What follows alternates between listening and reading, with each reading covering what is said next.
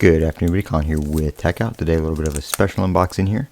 I'm going to unbox the iPhone SE2. I didn't think I was going to pick one of these up, but after looking at it and seeing the price of it, I just wanted an iPhone that I could keep out of a case, still have the latest processor, and not have to worry about too much damage to it and stuff like that. It's not a $1,000 phone that I feel bad about getting scratched up and stuff like that. So I went ahead and picked one up.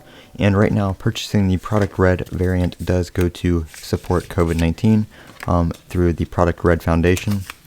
So that is always a plus. Gives them a little bit of hope, and I still get a nice new iPhone. I really have a thing for the red iPhone. So here's some documentation, just your standard stuff, some eject tool, Product Red, little information card, Apple stickers, and warranty information in there. Hopefully one day they'll include red Apple stickers. That would be pretty amazing. Put that back in a little pouch there. Just going to try to keep this as neat as possible and keep everything in the box. I don't need all the accessories and everything. I have a bunch of those. But here is the iPhone itself. It shows up a little bit of a light red on camera because of the lights, but it is a deep red, cherry red. Very, very nice color with the black front.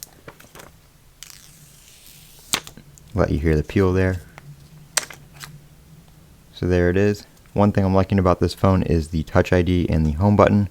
Not something I thought I missed, but definitely using this phone, it is nice to have that on here. And then, like I said, you just get your 5-watt power adapter. A lot of people were complaining about that, but for the price point and the fact that it is such a small device with a small battery, not a big deal at all. Then you have your standard earbuds and lightning cable in the box. That is the iPhone SE2 in the Product Red color. I'm Colin with Techout. Don't forget to comment, rate, and subscribe. And as always, have a great day.